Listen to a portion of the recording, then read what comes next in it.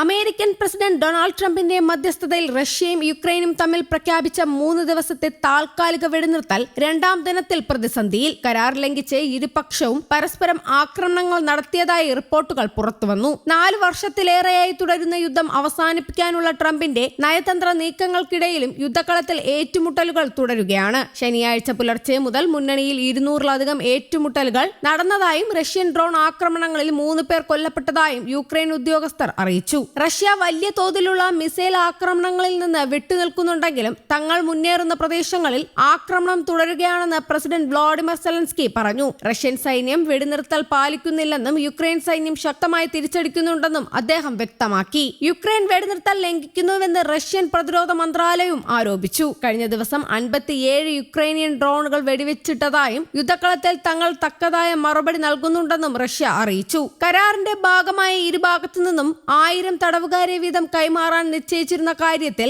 അമേരിക്കയുടെ ഉറപ്പ് പ്രതീക്ഷിക്കുന്നതായി സെലൻസ്കി പറഞ്ഞു. സ്പോർഷ്യ, ഡിനിപ്രോപെട്രാവ്സ്ക്, കേഴ്സൺ മേഖലകളിൽ റഷ്യൻ ഡ്രോൺ ആക്രമണങ്ങളിൽ ഓരോ വ്യക്തികൾ വീതം കൊല്ലപ്പെട്ടതായി പ്രാദേശിക ഭരണകൂടം അറിയിച്ചു. കാർക്കിവ് മേഖലയിൽ 8 പേർക്കും കേഴ്സണിൽ ഒരു കുട്ടിയടക്കം 7 പേർക്കും പരിക്കേറ്റു. ഡിനിപ്രോപെട്രാവ്സ്കിയിൽ ഒരു റെസ്ക്യൂ വാഹനത്തിന് നേരെ നടന്ന ആക്രമണത്തിൽ 23 വയസ്സുള്ള ഡ്രൈവർക്ക് പരിക്കേറ്റു. യുക്രൈനിലേക്ക് 27 ഡ്രോണുകൾ റഷ്യ വിക്ഷേപിച്ചുവെങ്കിലും അവയെല്ലാം വെടിവെച്ചിട്ടതായി കീവ് അറിയിച്ചു. കിഴക്കൻ യുക്രൈനിലെ ഡൊണസ്ക് പ്രദേശം വിട്ടുകൊടുക്കണമെന്ന റഷ്യയുടെ ആവശ്യത്തിൽ ചർച്ചകൾ നിലവിൽ തടസ്സപ്പെട്ടിരിക്കുകയാണ്. സ്പോർഷ്യ ആണവ നിലയത്തിന്റെ നിയന്ത്രണത്തെക്കുറിച്ചും ഇരു രാജ്യങ്ങളും തമ്മിൽ തർക്കം തുടരുന്നു. യുദ്ധം അവസാനിക്കാറായി എന്ന് വ്ളാഡിമിർ പുടിൻ സൂചിപ്പിച്ചെങ്കിലും സമാധാനം ഇനിയും ഒരുപാട് അകലെയാണെന്നാണ് ക്രെംലിൻ വക്താവ് ദിമിത്രി പെസ്കോവ് പറഞ്ഞത്.